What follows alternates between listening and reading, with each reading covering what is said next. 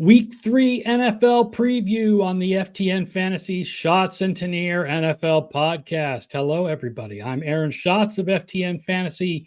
He is Mike Tanier of the Too Deep Zone. Don't forget to subscribe at miketanier.substack.com. We are here for our weekly preview of the week's NFL games. Don't forget, we're here every Monday and Thursday at 11 a.m. Eastern.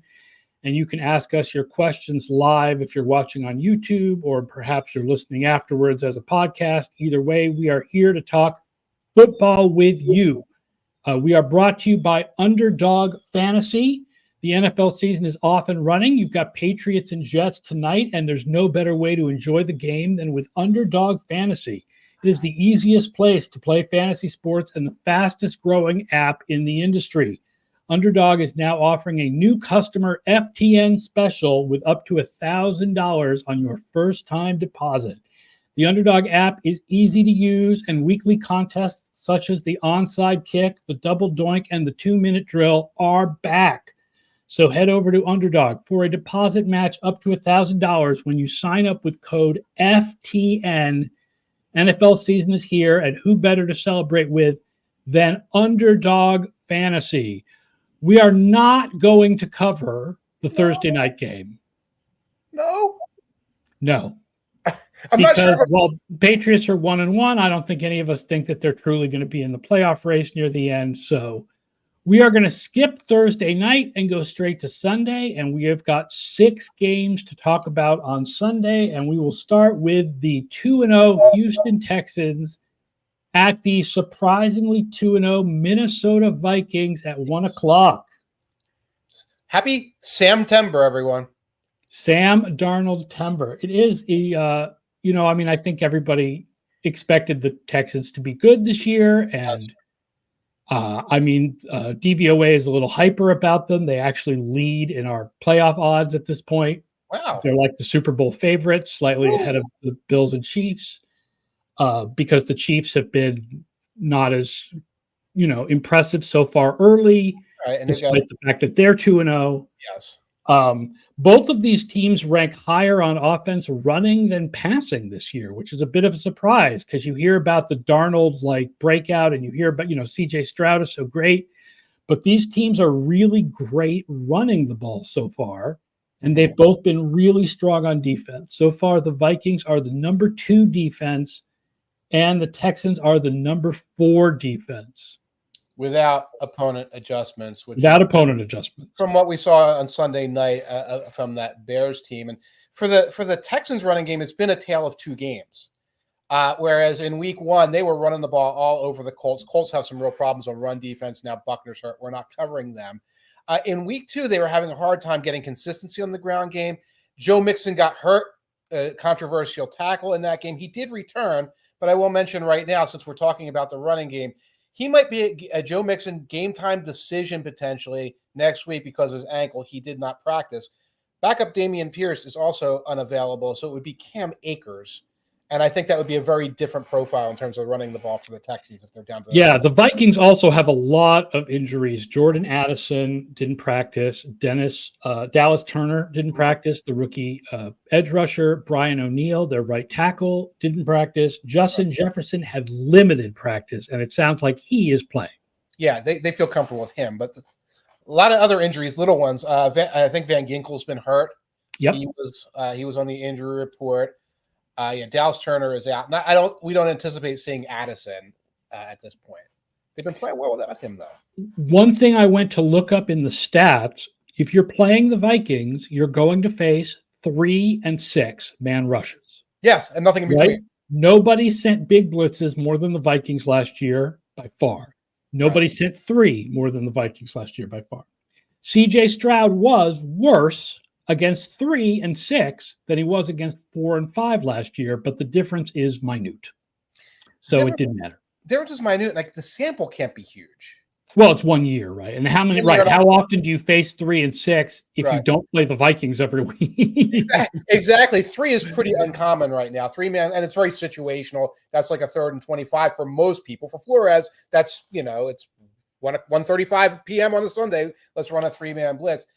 that can be tricky. Another thing on the injury report, Nico Collins is on the injury report. They seem comfortable with that. But yeah, it's a fun defense to watch. The best way to attack it is to stay balanced, and that's where that running game comes in, because you don't want Stroud necessarily out there facing a blitz, facing more disguise. Also, I think this is where the Texans have an advantage because their receiving core is so deep. Yes. You don't have to go to Nico Collins all day, right? If you can't find Nico, if it's Tank Dell, then Tank Dell is open. Otherwise, if it's Robert Woods, then Robert Woods is open. John Mechie. Stephon Diggs. Dalton Schultz. He's mad that you forgot about him, and he's demanding a trade now. Sorry, I forgot Dalton Schultz too. Dalton Schultz. Yeah, he's banged up. There are a lot of injuries there, but they have so much depth, like you said. They'll put Xavier Hutchinson out there. He can get matchups. He's a real tall guy. So, yeah. The other thing, I'll flip it. Texans were 28th against number one wide receivers last year, despite the presence of Derek Stingley. They are 6th so far this season. That's only 2 games, obviously. Right. But Stingley against Jefferson should be a really fine matchup. Right. And I think it might be a situation where the Texans want to semi-neutralize him, not necessarily tie yourself in knots, and try to make Jalen Naylor and some of these other guys for the Vikings beat you. Yeah. The line in this game is Texans -2 with a total of 45.5. Do you have a feeling about either of those things? I'm waiting for the Vikings bubble to burst. I'm waiting for September to end. I'm leaning towards the Texans, but I don't have a feel. Do we have anything with the numbers? I would say Texans. The numbers like the Texans a little bit, even though they're on the road. Right. But it's a pretty close matchup if you consider the home field advantage for the Vikings. So, yes. And I mean, I think if I had to bet on this one, I would bet Vikings -2. Texans -2. Right. And we got told last week about that home field advantage. We got warned about how the 49ers haven't won there. So it is legitimate. Absolutely. I think one of the takeaways is if you watch the Sunday night game, I think the Texans would have won by like 2 touchdowns, if not for penalties, and a fumble late in the game by Akers at the goal line. I think this is a stronger team that's still figuring itself out. We do have a fantasy question here from Mr. Nice Guy. He's got a full PPR league. Okay. He needs 2 running backs and 3 wide receivers, and he names a bunch of guys. What I will say is, first of all, the best advice that I can give anybody is to subscribe to FTN Fantasy and get Jeff Radcliffe and Scott Spratt's fantasy projections, because they know and are following this a lot better than I am as far as who you should be playing and who you should have on the bench. And it's hard to be like, I need, how many guys out of this number of guys rather than just a this or that, like X or Y question. What the first thing I would say, though, is I would not go with Ladd McConkey. I would not go with Ladd McConkey. Get Shakir in there. They like getting him the ball short. You're in PPR. So Shakir is one. I'm assuming that's Rashi. They're obviously going to be trying to get him the ball a lot. That's 2. Right. Yeah. The question is a Waddle because of the Skylar Thompson. Exactly. Waddle versus McLaurin is the one I would seek more fantasy guidance on that one. The running backs, I'm guessing I want Montgomery out I guess there. I'd go with Steele because he sounds like he'll be the starter. I can't imagine that Kareem Hunt is ready to start at this point, having been in with the Kansas City for 3 days. Right. And they like him. And the thing is, he could be a 2-yard touchdown guy.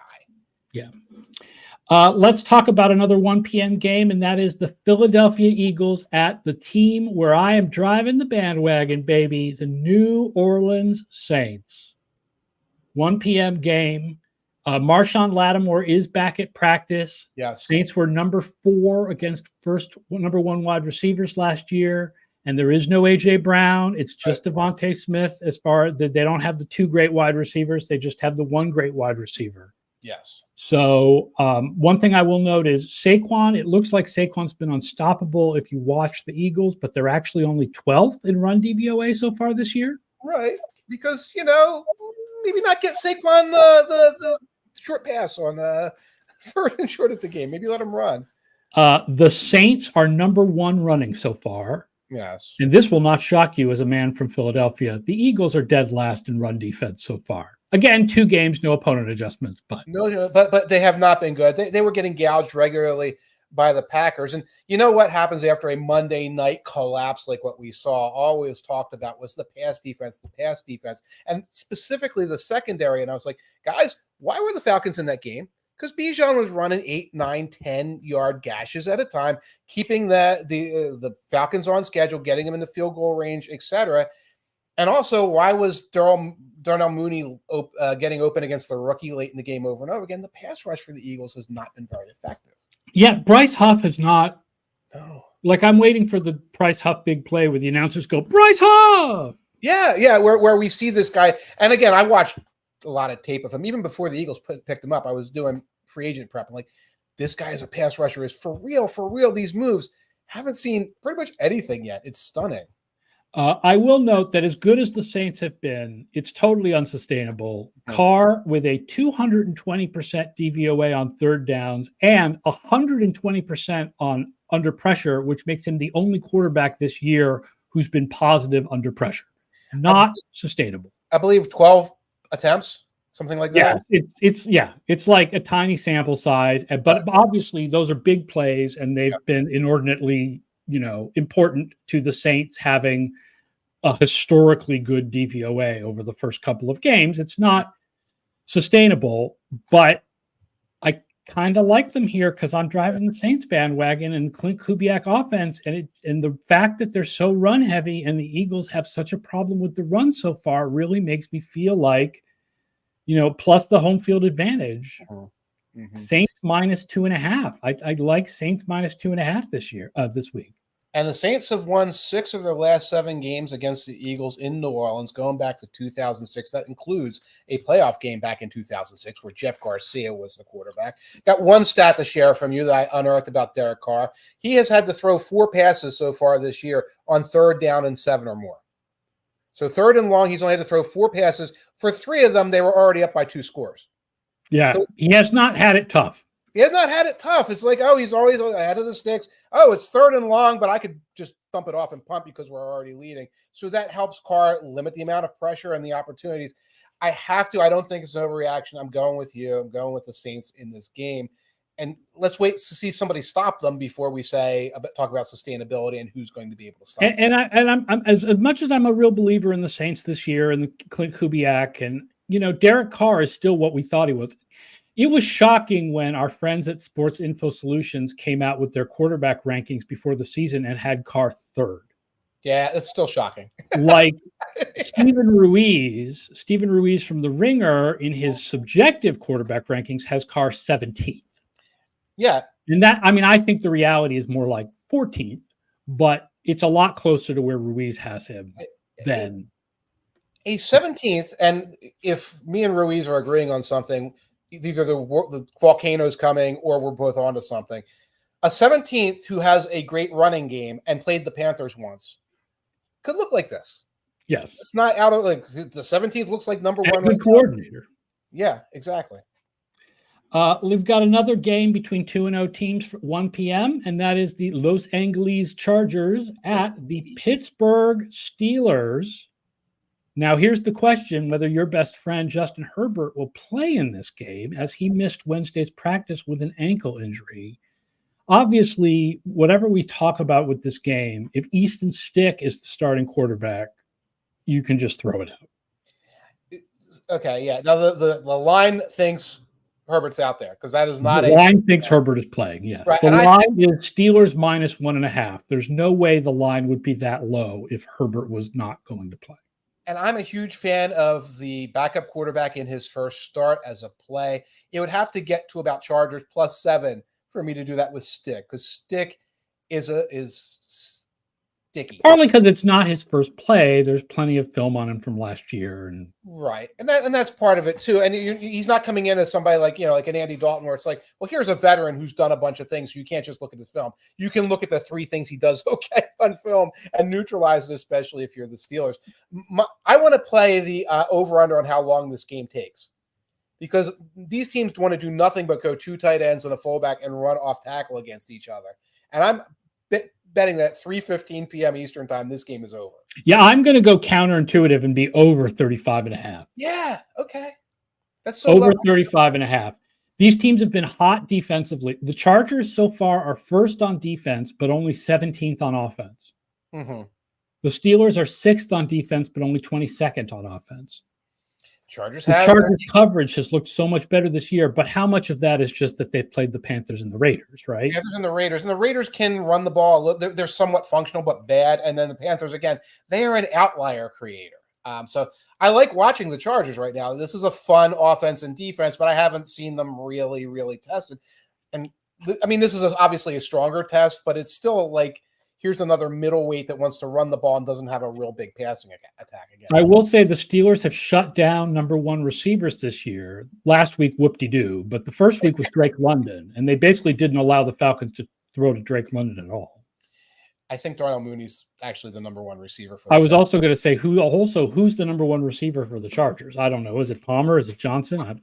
Palmer's banged up. He might not play. It's probably Quentin Johnson, if you're saying, well, who's going to be the threat? Because he is coming around a little bit from last year, and he does have that blazing speed.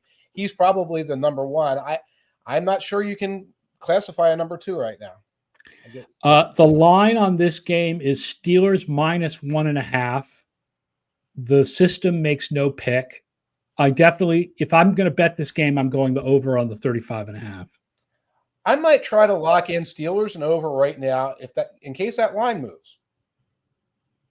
Okay, in case that line moves, but that's where I'm leaning on this. I think the Steelers are a somewhat better team. They're at home. Oh, by the way, I pulled one other thing about this because I had to. Back-to-back East Coast games for the Chargers. They are staying in Charlotte right now. But of course they played in Charlotte last week. The Chargers are 8-3-1 against the spread on East Coast day games in the Herbert era. That's kind of kooky. I think what happens is the spreads are built in. They're 8-4 straight up too, though. So they're playing well. But the fear you have now, again, it's back-to-back road games on the other time zone. But it's surprising. You can't do the old thing we did years ago. Chargers on the East Coast at 1 o'clock. Watch out. They think it's 9 a.m.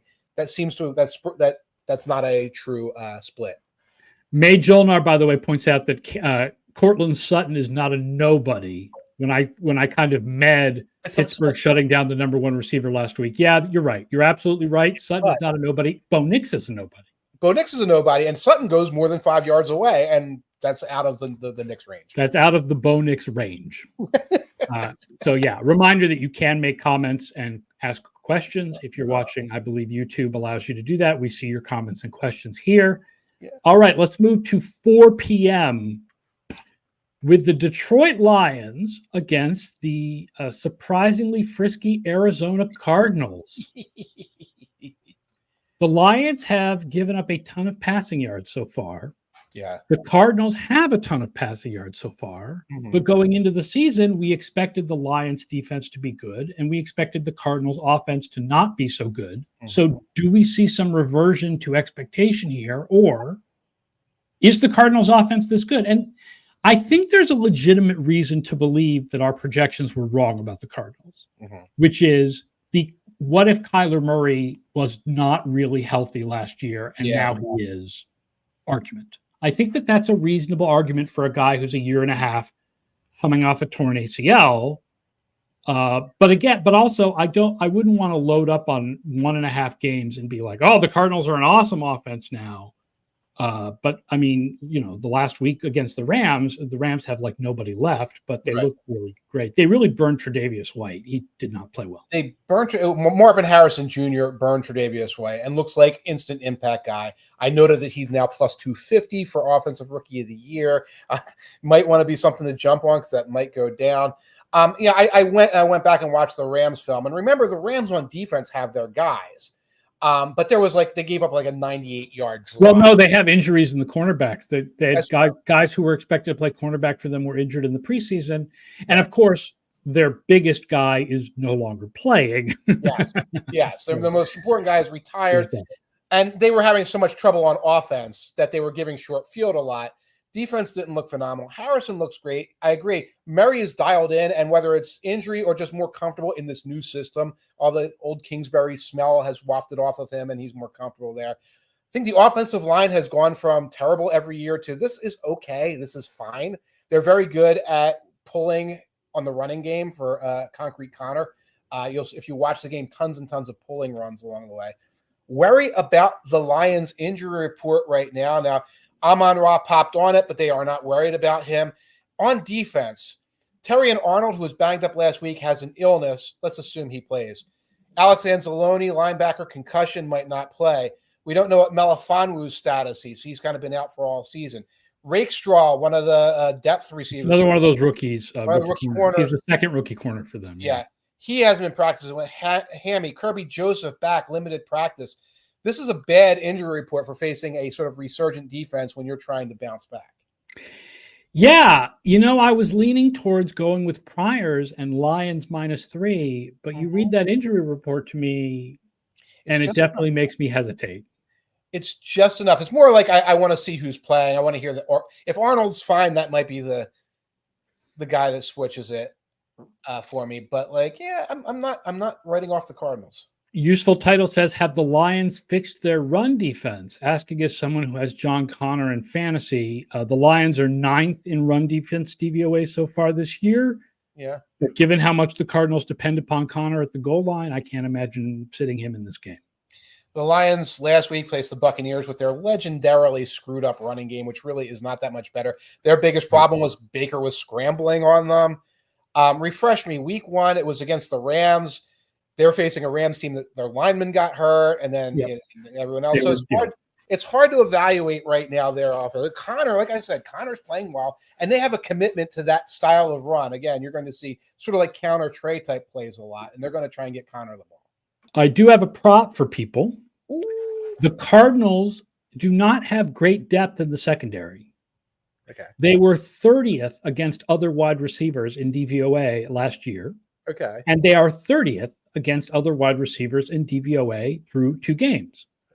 So Jameson? I'm going with the local boy from Holy Cross, Khalif Raymond, over 18.5 receiving yards. You can hit that. You can hit that in the first quarter. You can hit that on one pass. One pass, little screen and go. You're good. I love it.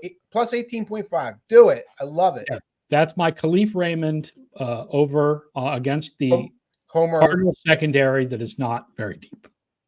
Homer pick, but I like it. And it's the 51.5 total, which normally I would be like under. I like to go under on the high total, but especially when you start reading those defensive injuries, this looks like a high scoring game. It does. And the Cardinals' return game has been good. Their special teams has been very volatile. There's been all kinds of stuff. That's the thing that makes you worry in terms of the over, where you start giving people short fields and all.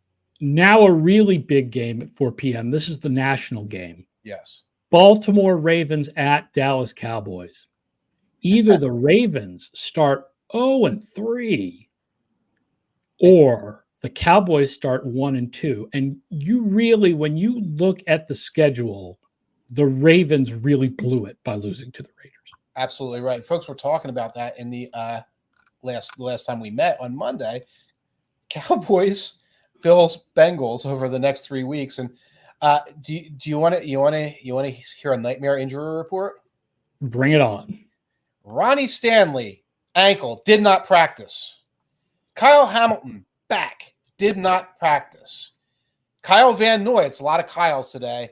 The old eye and groin injury, I hate when I get an eye and groin injury, did not practice. But the big one there is Ronnie Stanley, who was in and out of the game against the Ravens. Because they've rotated the right tackle position, and Micah Parsons is going to be on one of those sides. Right. And at right tackle, they've been rotating Macari with Sackengarden. And now you've got Stanley potentially out and banged up. And again, like you said, Crosby went ham last week. Parsons is in there. And then you lose Hamilton and Van Noy. Van Noy has been a big part of their pass rush, rotating with guys. And Hamilton, they use a million different ways. This is a bad injury report for the Ravens. The Ravens are going to need to run a lot. The Ravens are 3rd in run DVOA so far. Dallas is 31st in run defense so far. Mm-hmm. And this is definitely one of those run to keep Micah Parsons chill, kind of like just run, zone reads, run Jackson, run read options. Yes. Like Yeah. Right. Anything that did that, so you can keep your tight ends on the field where you're not keeping both tight ends on the field on 3rd and long and doing some of the other things that Ravens have problems with. And then you're ahead of the sticks. You can get some play action shots into these guys. There is a little bit of an injury concern, but they're downplaying it right now. CD Lamb, seems like every good receiver right now has a little ankle. Yeah, he missed a day. It feels like CD Lamb is missing a day every week. Just call him veteran days then. He's CD Lamb. You can give him veteran days. No one's going to blink. Yeah. Hitchhiker's Pie says if the Ravens have a big advantage running on the other team, it's a good thing. They will exploit that when they have such a mismatch, right? Yeah, historically, they've always been like, well, yeah, we can just establish. I'm Andy Reid, and I approve this message. Yes. Oh, my God. Heavens to Murgatroyd. Yeah, I did look up, by the way, how the Cowboys do against tight ends because of Andrews and likely in the amount of 2 tight end sets that the Ravens play, and they're 17th. How are they? 17th last year and 17th this year. So, okay, so it's just a team. So you can just leverage your other advantages and just do what you do there. Yeah. The line on this one is Baltimore Ravens -1. Ooh, I'm sorry. You have to take the Cowboys. You have to take the Cowboys based on this injury report. What I'm saying, yeah, right now? my Ravens Super Bowl pick looks pretty bad. As bad as my Saints stuff looks good. 48.5 is the total, by the way, and I like the under there. You like the under? I'm probably staying away from that, but I probably won't bet the Cowboys, but I'm picking the Cowboys. Yeah. Finally, let's go to the night game, which is the Kansas City Chiefs, 2-0, despite being unimpressive in DVOA so far, which sounds like the way the Chiefs work, against the Atlanta Falcons. Yes. Now, here's an interesting thing. This feels to me like the kind of game where all the numbers point to the Chiefs. Yes. And they're going to do something silly and probably like win but not cover. And this is part of their sleepwalking through the season because we have the AFC West. I mean, I don't care that the Chargers are 2-0. They have the AFC West won already. Right. The line is Chiefs -3.5. This is a game, right? The easiest game to lose, like the most comfortable game to lose, is a road game at a team from the other conference. Of course.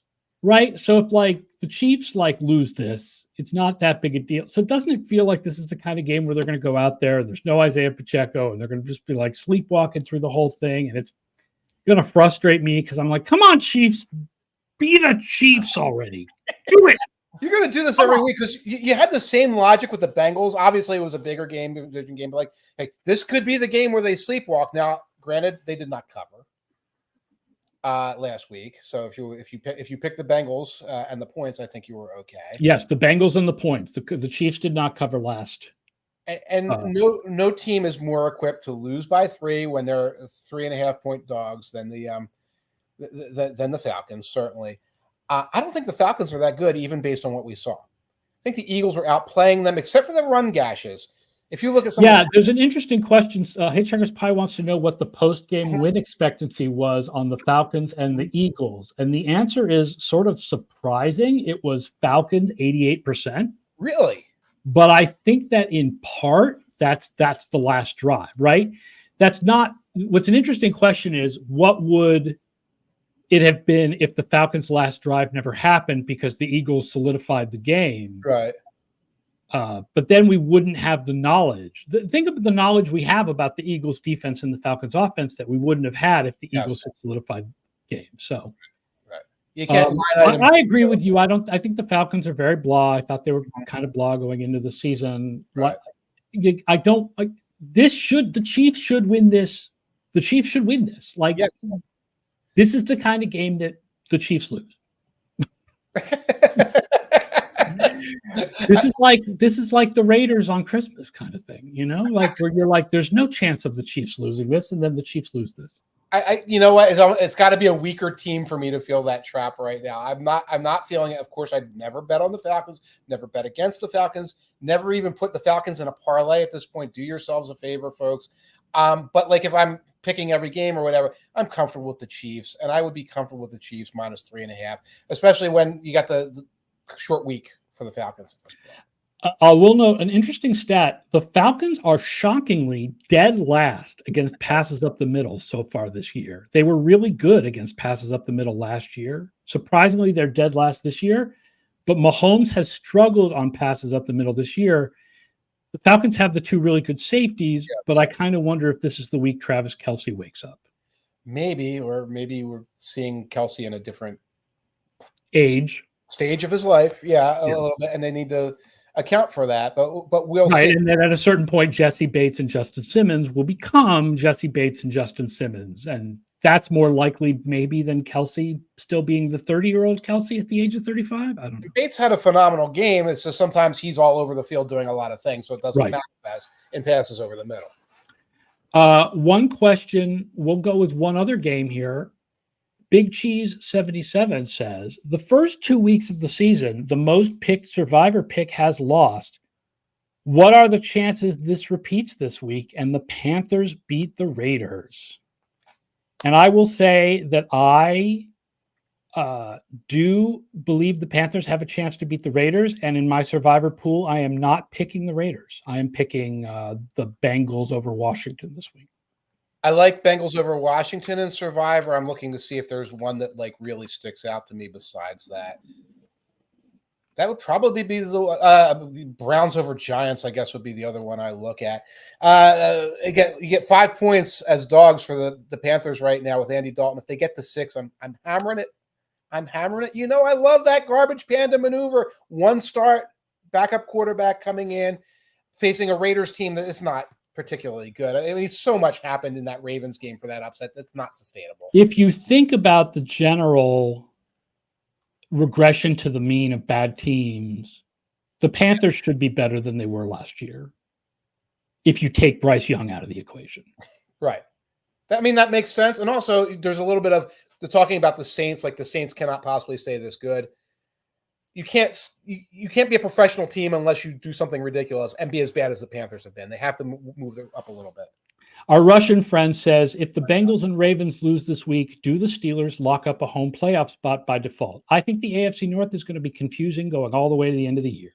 As it often is, but you're right. No, you can't count those teams out. You can't count the Browns out, whose defense is looking very good and had a pretty functioning offense, more or less, with running the ball well, was balanced last week against what's left of the Jaguars. Yeah.